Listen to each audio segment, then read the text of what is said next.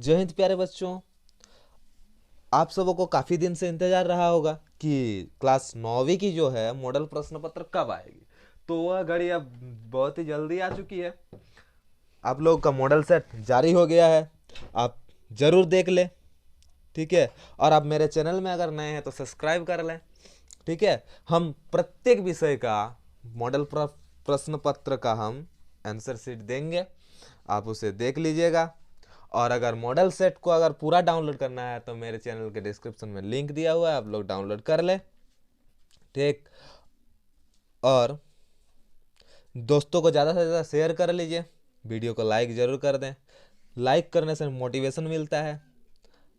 चलिए देखते हैं तो प्रश्न क्या आता है। ये देखिए, कक्ष कुल प्रश्न कितना है? 40। कुल प्रश्न होगा 40। सभी प्रश्न के उत्तर अनिवार्य है और प्रत्येक प्रश्न में 4 विकल्प होंगे। तो आप लोग को जो रूटीन हम दिए हैं वीडियो अगर नहीं देखें तो देख लीजिएगा। गलत के लिए कोई मार्क नहीं कटेगा, गलत के लिए कोई मार्क नहीं कटेगा। ठीक है, क्योंकि कोई कोई एग्जाम में होता है ना, अगर आप एक सही किए हैं और 2 गलत कर दिए हैं तो अगर आपका एक सही है उसका भी मार्क कट जाएगा, जिसे हम लोग नेगेटिव मार्किंग कहते हैं। तो ऐसा 8, 9, 11 ये तीनों के एग्जाम में नहीं है। ठीक है, चलिए वीडियो शुरू करते हैं। पहला क्वेश्चन आपका देखिए, निम्न में से कौन परिमेय संख्या है? तो परिमेय संख्या किसे कहते हैं? जिसे पी बाई क्यू के रूप में लिखा जाए। ठीक है, और क्यू नॉट इक्वल टू 0 हो, क्यू नॉट इक्वल टू 0 हो। ठीक, तो इसे परिमेय संख्या कहते हैं। और अपरिमेय संख्या किसे कहते हैं?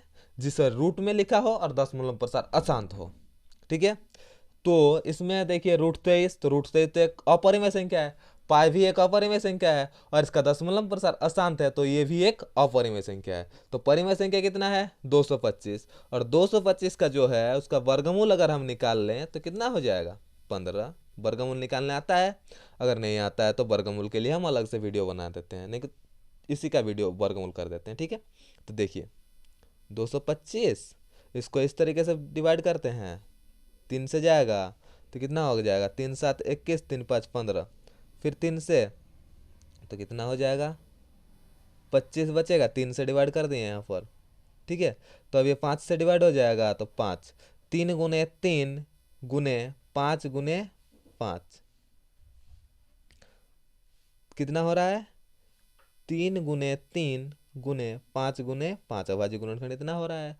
तो इसका 2 के बदले 1 लगाते हैं चूंकि वर्गमूल है।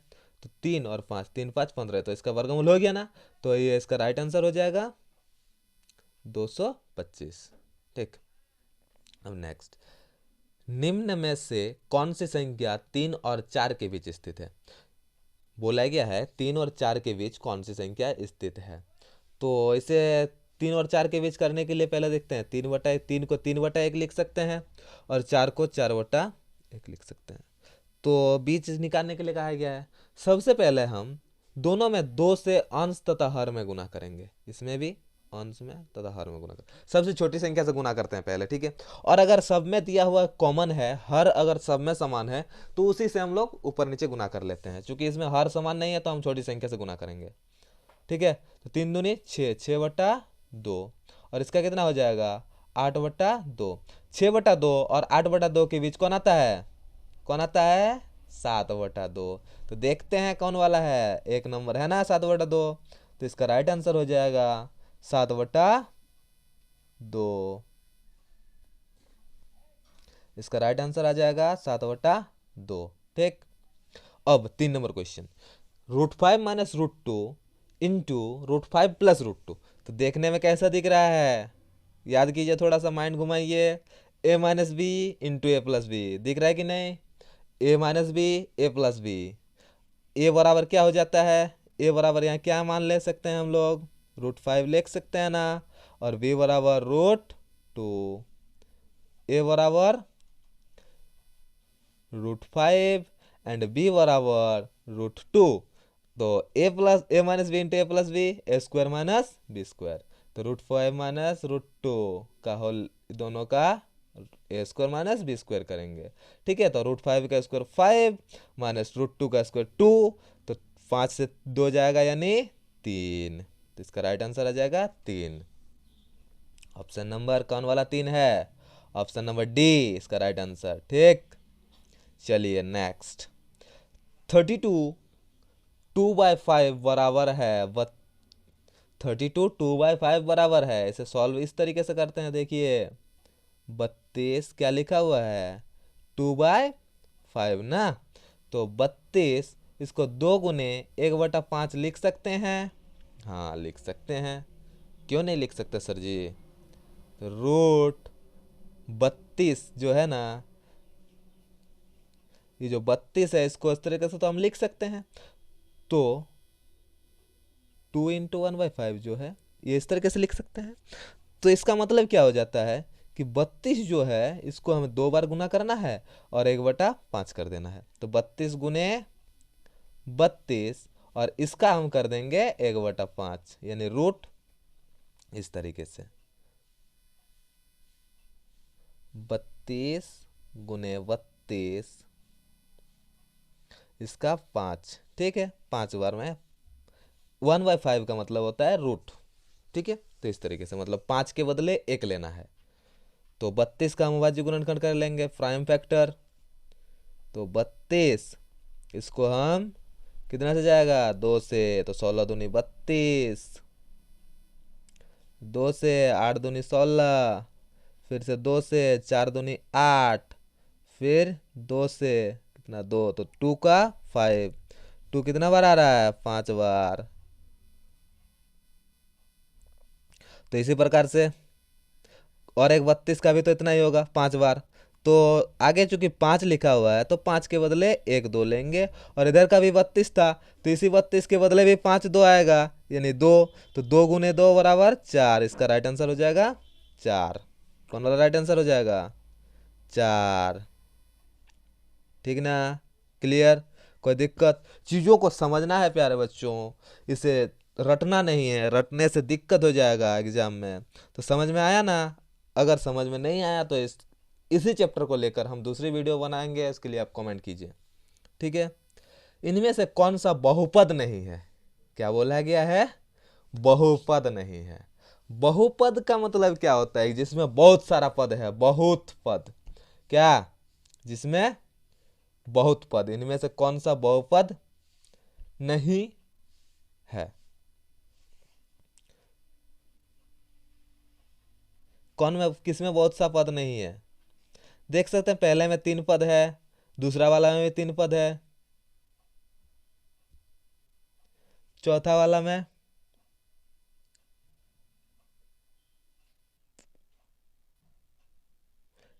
इसमें तो कहा नहीं है कि 2 चर में बहुपद है या 1 चर में बहुपद है।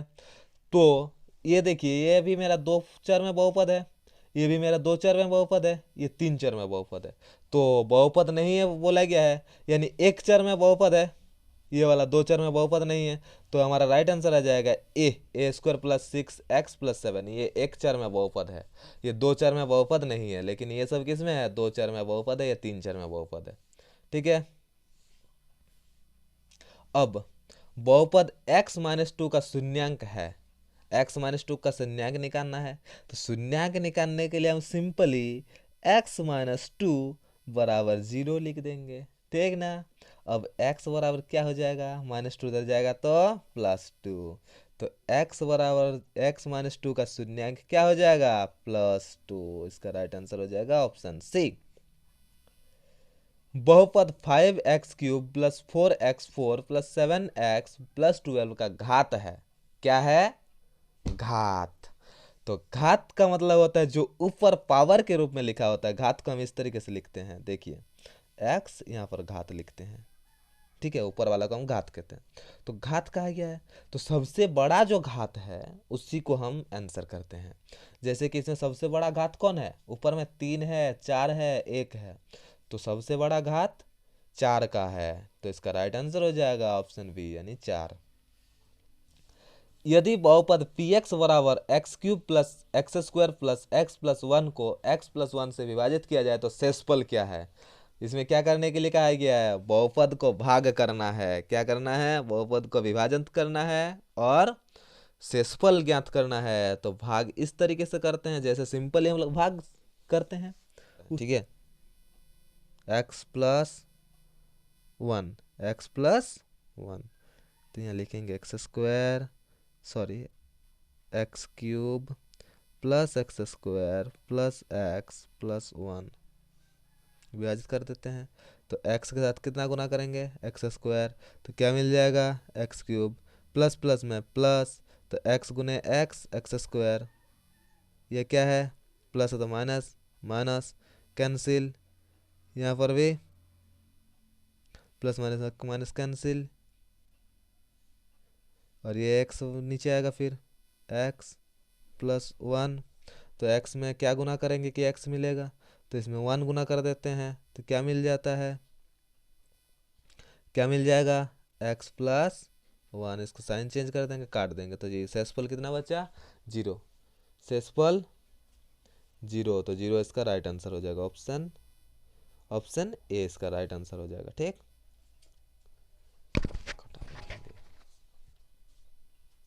पूरा बोलो। 9 नंबर क्वेश्चन, एक्स अक्ष पर स्थित किसी बिंदु का निर्देशांक निम्न में से किस रूप में लिखा जाएगा। एक्स अक्ष पर कोई बिंदु है, यानी इस तरीके से एक्स अक्ष किसको कहते हैं और इसको वाई अक्ष कहते हैं। तो अगर कोई बिंदु एक्स अक्ष में है, एक्स अक्ष में है, तो एक्स का मान तो कुछ रहेगा ना। एक्स अक्ष के मतलब क्या है, एक्स का मान इसमें से कुछ रहेगा, 1 2 3 4, एक्स का मान तो कुछ रहेगा, लेकिन y का मान यहाँ पर मूल बिंदु में है, यानी y का मान 0, तो 2 0 होगा। इसका निर्देशांक क्या हो जाएगा, 2 0, 2 अगर 2 में है, इसका मतलब 2 में तो हमको एग्जैक्ट बताया नहीं कितना में है, तो ये कितना में कर देंगे हम, x में, x अक्ष का ही है तो x में, और इसका y का वैल्यू 0, तो x 0 इसका होता है। तो देखिए x 0 किस में है, x 0 ऑप्शन सी देखने को मिल गया, x 0, तो ये होता है x अक्ष में बिंदु। मूल बिंदु का निर्देशांक, तो मूल बिंदु इस जगह को कहते हैं, तो इस जगह का निर्देशांक कितना होता है, 0 0, मूल बिंदु हमेशा कितना होता है, 0 0, इसका राइट आंसर हो जाएगा 0 0। अब 11 नंबर क्वेश्चन पूछा गया है कि बिंदु 07 कार्तीय तल के कहाँ स्थित है, कहाँ स्थित है जो है सो देखते हैं।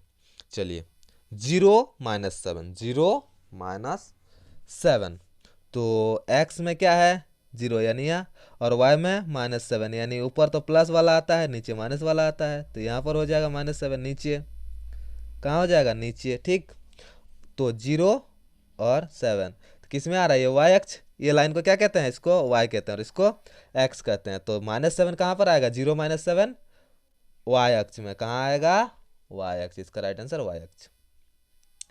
यदि x = 1 और y = 12 रैखिक समीकरण 3x + 2y = k का हल है, तो k का मान क्या होगा।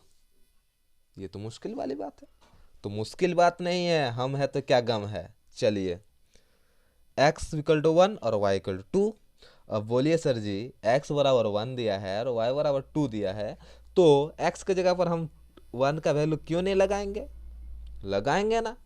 तो +2 × y का वैल्यू 2 दिया है तो 2 लगाएंगे, बराबर k है कि नहीं। 3 1 3 + 3 2 दूनी 4, 3 और 4 कितना होता है, 7, 7 होता है कि नहीं, होता है ना। तो इसका राइट आंसर 7।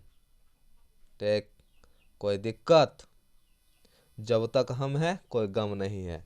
एक्स अक्ष का समीकरण है, एक्स अक्ष का समीकरण है, तो एक्स अक्ष में कोई चीज रहेगा, एक्स अक्ष में कोई चीज, कोई बिंदु जो है वह एक्स अक्ष में कब रहेगा, जब y = 0 होगा, क्या तभी तो रहेगा ना, अभी बोले ना y = 0 होगा तो एक्स अक्ष में बिंदु होगा। तो इसका राइट आंसर 13 का राइट आंसर बी, y = 0।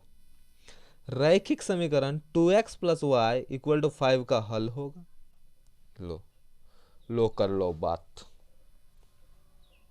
बोला गया है 2x + y = 5 का हल क्या होगा, तो इसको हम इस तरीके से लिख सकते हैं कि नहीं, x = ये y + y उधर जाएगा तो -y होगा ना, होगा, इसमें कौन सी बड़ी बात है, कर देते हैं। x = 5 - y/2, कोई दिक्कत। अब y के जगह पर देख सकते हैं, एक बार 2 वैल्यू लिया है और एक बार 1 वैल्यू लिया है। ठीक, चारों ऑप्शन में 2 बार 2 वैल्यू, 2 बार 1 वैल्यू। तो पहले हम 1 वैल्यू लेके देखते हैं, कितना वैल्यू, 1 वैल्यू। तो 5 - 1/2 यानी कितना हो जाएगा, 4/2 यानी 2। तो 2 लेंगे तो y का वैल्यू अगर हम 1 ले लिए तो x बराबर क्या निकला, 2। क्या निकला, 2। अगर y बराबर हम 1 ले लिए और x बराबर कितना निकल जा रहा है, 2, तो ये राइट आंसर 3 सी। यूक्लिड का कथन कि सभी समीकरण एक दूसरे के बराबर होती है निम्न रूप में दिया गया है। यूक्लिड का कथन कि यूक्लिड का कथन कि सभी समकोण एक दूसरे के बराबर है निम्न रूप में दिया गया है। यूक्लिड का कथन है कि सभी समकोण जो है एक दूसरे के बराबर होती है, निम्न रूप में दिया गया है। तो ये क्या है, उत्पत्ति है या अभिग्रहित है, एक परिभाषा है, एक अवधारणा है, क्या है, ये तो उत्पत्ति के हिसाब से समान है ना। हाँ, तो ये राइट आंसर हो जाएगा ए। एक दिए गए बिंदु से होकर कितनी रेखाएं खींची जा सकती है, लो कर लो बात। एक बिंदु है, हम बिंदु दे दिए, अब इससे कितना रेखा खींच सकते हैं, इधर से खींचो चाहे इधर से खींचो चाहे इधर से खींचो चाहे इधर से खींचो, कितना भी खींच सकते हैं, कोई गिन सकता है क्या, लो। तो एक बिंदु से कोई रेखा गिन ही नहीं सकता कि हाँ हम 2 खींच सकते हैं, हम 5 खींच सकते हैं, कोई बोल सकता है नहीं। एक बिंदु, अगर 2 बिंदु बोला जाता है इस तरीके से तो सिर्फ एक ही रेखा होता। ठीक है, तो इसके लिए एक बिंदु में से होकर कितनी रेखा, अनंत, मतलब कोई अंत नहीं, अनंत। 70 का पूरक कोण का मान क्या होगा, लो कर लो। पूरक और समपूरक दो चीज आता है, एक पूरक और एक समपूरक। पूरक का मतलब होता है कि 90 से माइनस, 90 माइनस कोण, तो पूरक। और समपूरक 180 माइनस कोण। ठीक है, तो पूरक अगर निकालेंगे 70 का तो क्या हो जाएगा, चलिए करके देखते हैं। 90 माइनस 70, इसमें कौन सी बड़ी बात है, माइनस कर देते हैं, तो आ गया 20। देखते हैं 20 नंबर, ऑप्शन सी दिख गया रे 20। कहाँ भाग रहा है, इधर देखो। यदि एक त्रिभुज का एक कोण शेष दोनों कोणों के योग के बराबर हो तो वह त्रिभुज है। यदि एक त्रिभुज का एक कोण शेष 2 कोण के बराबर हो तो वह त्रिभुज क्या है, क्या है, बोलो बोलो बोलो। एक कोण अगर हम 90 मान लें, त्रिभुज का तीनों कोणों का योग कितना होता है, 180 होता है ना।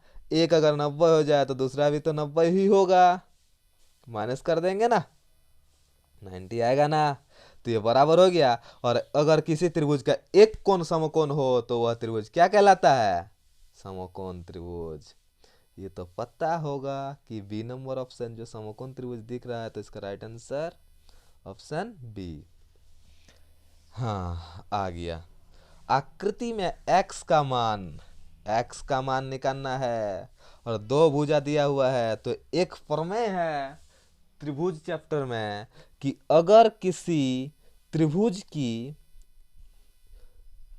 सम्मुख की 2 भुजाएं दिया हुआ है और बाह्य भुजा निकालना है, तो ये 2 भुजाओं के जोड़ बराबर होता है बाह्य भुजा।